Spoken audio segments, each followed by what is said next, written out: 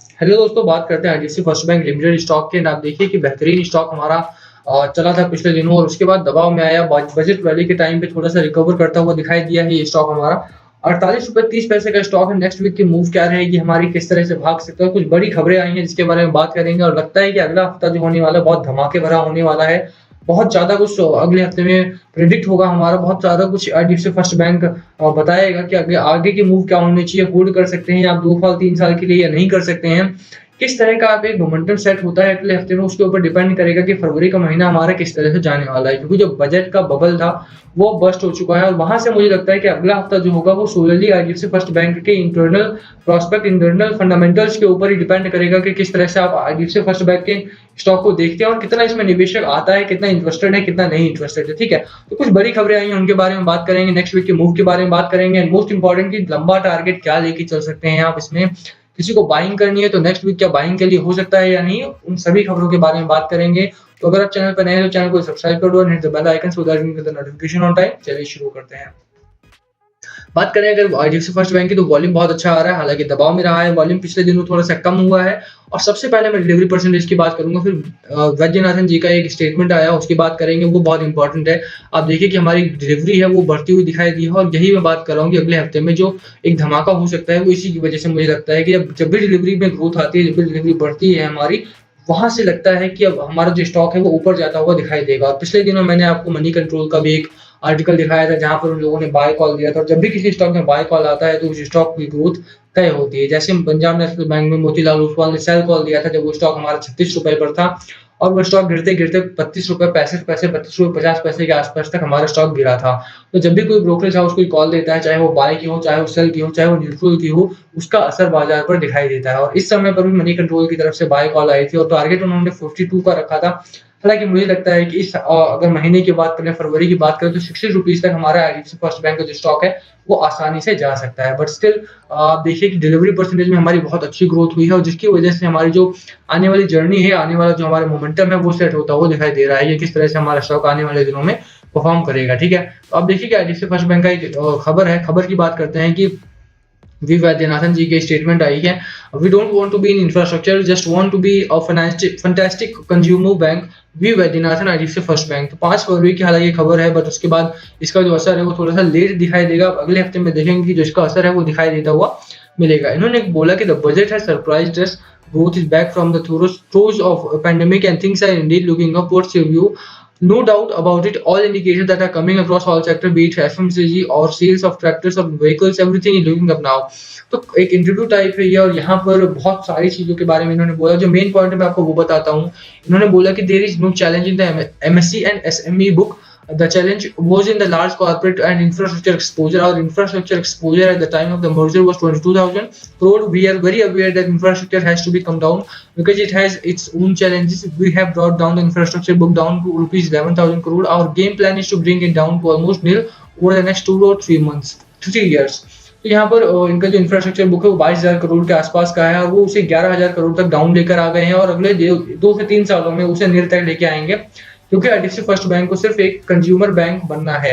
Consumer bank बनने में बहुत सारे फायदे हैं और चैलेंजेस कम होते हैं और यही एक कारण है कि आईडीएफसी फर्स्ट बैंक पिछले दिनों दबाव में था। यानी पिछले दिनों से मेरा मतलब है बिफोर लॉकडाउन आईडीएफसी का फर्स्ट बैंक का जो स्टॉक है हमारा वो इतना अच्छा परफॉर्म नहीं कर रहा था जितना अच्छा परफॉर्म इस समय पर कर रहा है जब इनका इंफ्रास्ट्रक्चर एक्सपोजर कम होता हुआ दिखाई दे रहा है। ये एक स्टेटमेंट है जिसकी वजह से मुझे लगता है कि आने वाला जो वीक है हमारा वो बहुत अच्छा जाएगा और अगले हफ्ते में आप देखेंगे कि अच्छी खासी मूव आईडीएफसी फर्स्ट बैंक में आएगा। तो अगर किसी ने बाइंग कर रखी है तो उसे होल्ड करने की स्ट्रेटजी सबसे बेहतरीन रहेगी। और देखिए कि एक एमडी के ऊपर, एक सीईओ के ऊपर आप एक भरोसा दिखाते हैं अगर, और यहाँ से मुझे लगता है कि वी वैद्यनाथन जी ने जिस तरह का एक भरोसा बताया है कि उन्होंने कहा कि आईडीएफसी फर्स्ट बैंक इस समय पर रिकवरिंग बैंक है और जो बजट आया है बजट बहुत ज्यादा सपोर्टिव है बाजार को लेकर और बैंकिंग सिस्टम को लेकर मेन पॉइंट है जो हमारा। और वहां से मुझे लगता है कि आने वाले समय में जो आईडीएफसी फर्स्ट बैंक का स्टॉक है वो बेहतरीन तरीके से दौड़ता हुआ दिखाई देगा।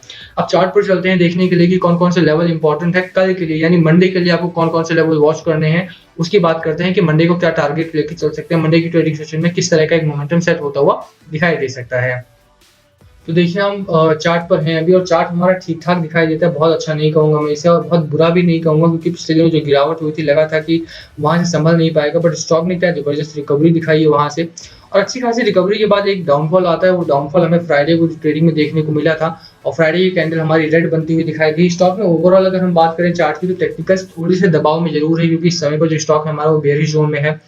हिस्टोग्राम को भी आप ध्यान से देखेंगे तो ये हमारा डाउनवर्ड बन रहा है, जिसका मतलब है कि आने वाले दिनों में थोड़ी सी गिरावट की संभावना है यहाँ पर। ठीक है, मंडे की ट्रेडिंग टारगेट की बात करेंगे कि मंडे को क्या टारगेट लेकर चल सकते हैं। कि बाजार की अगर हम बात करें तो बाजार ओवरऑल दबाव में रहने की उम्मीद कर सकते हैं। हालांकि हमारा सेंसेक्स, जैसा मैंने बताया, कि 51,000 तक टच कर सकता है। एंड निफ्टी की बात करें तो 15,100 15,150 तक टच जाए करेगा। वो वहां पर रुकेगा नहीं, क्योंकि सस्टेन करना बहुत मुश्किल है। बिकवाली का माहौल बनेगा वहां पे और वहां से वो दबाव में भी दिखाई देगा। वहां से माल बिकेगा, प्रॉफिट बुकिंग होगी और 14,800 14,850 तक 900 तक हमारा एक स्टे लेता हुआ दिखाई दे सकता है वहां पे निफ्टी हमारा।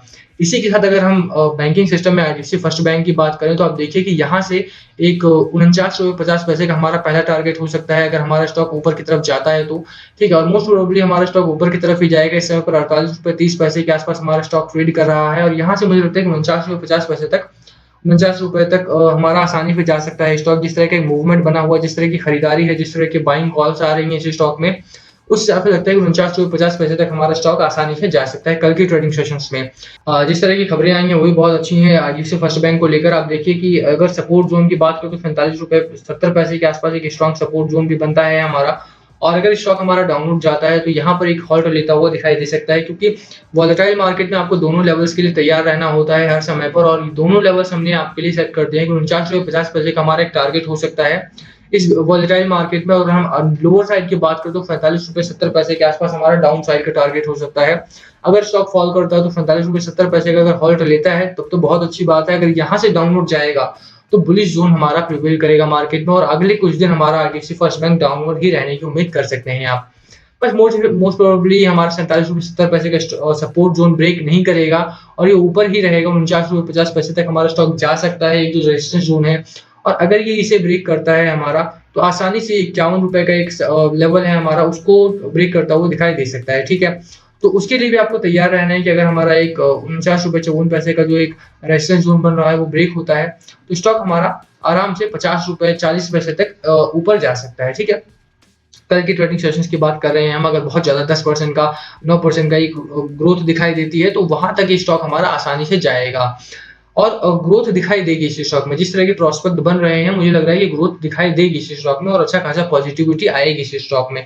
बट आपको तैयार रहना है, क्योंकि कल बहुत सारे कंपनीज के क्वार्टरली रिजल्ट्स आ रहे हैं तो वहां पर एक बिकवाली खरीदारी का माहौल बनता है। जब भी ऐसा होता है तो यहाँ पर जो स्टॉक्स हमारे बहुत दिनों से दबाव में दिखाई दे रहे हैं यहाँ पर नजरअंदाज किया जाता है इन स्टॉक्स को। इन्वेस्टर्स का इंटरेस्ट आप देखिए डाउनवर्ड जा रहा है, वैसे ही शेयर्स ट्रेडेड है उनमें कमी आती हुई दिखाई दे रही है।